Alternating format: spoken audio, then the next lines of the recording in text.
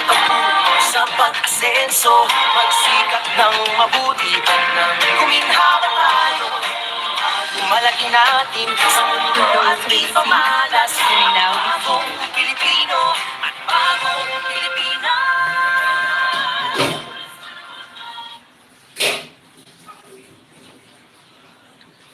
Your Excellencies, distinguished guests, good evening, and welcome to the formal diplomatic reception marking the 10th anniversary of the 2016 South China Sea Arbitral Award. To deliver the welcome remarks, we are honored to invite the Secretary of Foreign Affairs, the Honorable Maria Teresa P. Lazaro.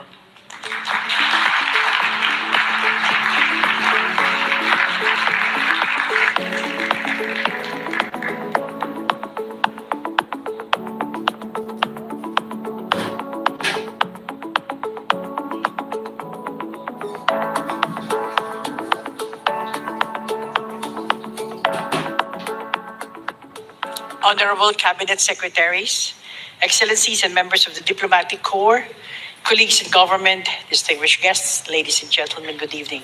Allow me to thank each of you for joining the Philippines in this meaningful commemoration. Tonight, we mark the 10th anniversary of the 2016 South China Sea Arbitral Award. This landmark decision continues to stand as a defining affirmation of the Philippine commitment to international law and the bedrock of a stable, rules-based maritime order. For a decade, the Philippines has met challenges with consistent resolve, choosing diplomacy, dialogue, and peaceful engagement. As chair of ASEAN, our priority remains clear: to lead with a principled, measured approach focused on regional stability, de-escalation, and maritime cooperation. Excellencies, ladies and gentlemen, a decade after its issuance, the message of the award remains as powerful as ever: that law matters, that the rights of states, regardless of size, must be respected, and that peace is only durable when anchored in justice and equity. Our task for the next decade is to continue giving life to this moral and legal legacy by upholding UNCLOS in its entirety, protecting. Kung tambay ka lang sa bahay at wala kang ginagawa, try mo na lang maglaro ng Cash Flamingo. Free lang siya, wala kang ilalabas na pera, tapos pwede ka pa prosperity. This commitment lies at the very heart of the President's directive on Philippine foreign policy, an independent path where we remain a friend to all and an enemy to none, yet fiercely resolute in safeguarding our sovereignty, with the rule of law as both our shield and our voice on the global stage.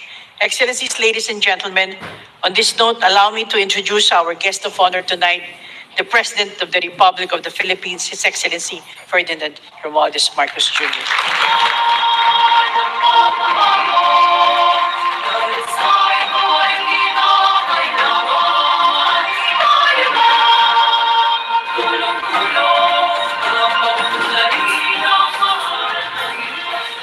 Thank you very much to our Foreign Affairs Secretary, Tess Lazaro. Please take a seat. The Senate President Sharon Gatchalian, and the legislators who are here present. Of course, the excellencies of the Diplomatic Corps, thank you all very much for joining us here this evening. The members of the Cabinet, members of the judiciary and the legal profession, our local and international partners and stakeholders, my fellow workers in government, distinguished guests, ladies and gentlemen, good evening. It is a great pleasure to welcome you all tonight. As we mark the conclusion of today's landmark commemorative conference, we gather not merely to celebrate a legal milestone, but to reaffirm a living truth: that peace can only endure when it is anchored on justice, mutual respect, and the sovereign equality of all nations.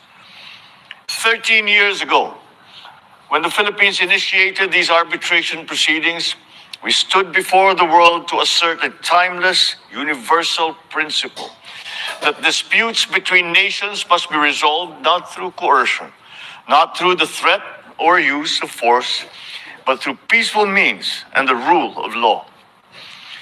In making that historic decision in 2013, which culminated in the landmark 2016 Arbitral Award, our nation chose dialogue over confrontation, law over intimidation, and peace over conflict. We did so because we possessed an unwavering faith in a rules-based international order. For the rule of law is a great equalizer of all nations. It ensures that right is not defined by might, that justice is never dictated by the relative size of a nation's territory, military, or economic power.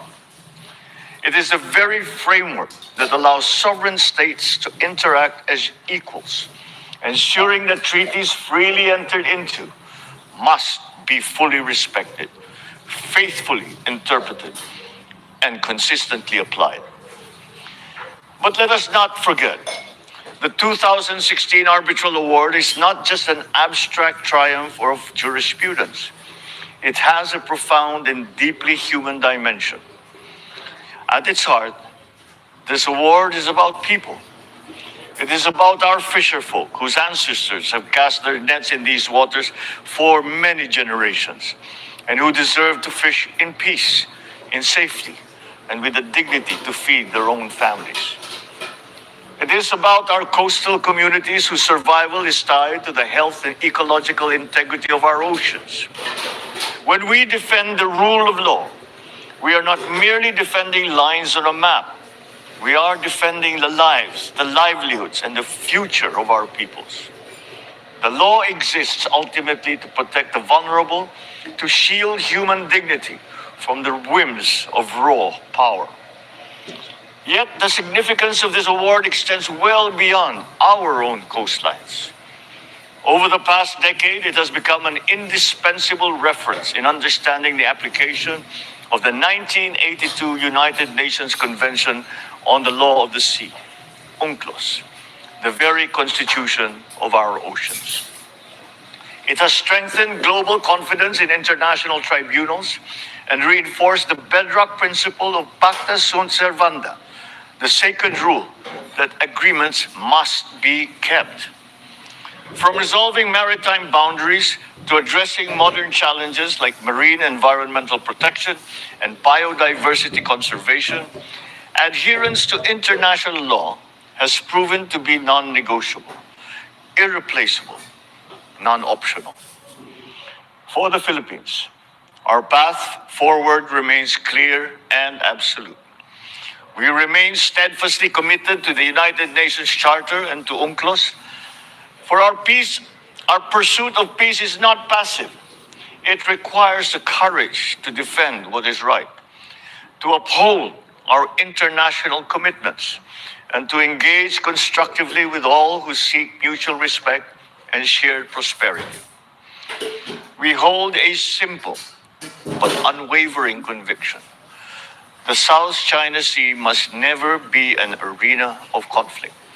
It must remain a sea of peace, cooperation, and connectivity, a body of water that sustains life. Maya, savings, wallet, and bank.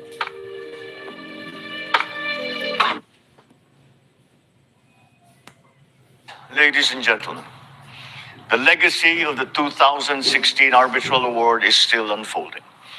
The responsibility to build upon this foundation now belongs to all of us, to governments, to diplomats, everyday citizens who believe that peace is best secured through the rule of law.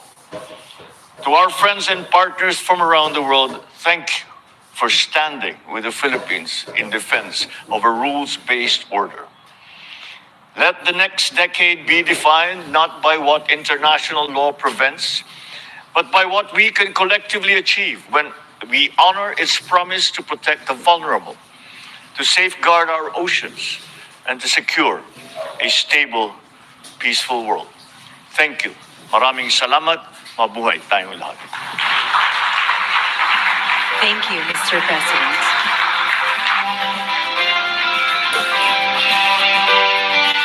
Once again, we thank all our honored guests for joining us this evening as we mark the 10th anniversary of the 2016 South China Sea Arbitral Award. And thank you once again, Mr. President, for gracing this evening's diplomatic reception. To everyone, may this gathering strengthen our collective resolve to uphold the peaceful settlement of disputes for the next decade and beyond. Ladies and gentlemen, once again, the President of the Republic of the Philippines, His Excellency Ferdinand R. Marcos Jr.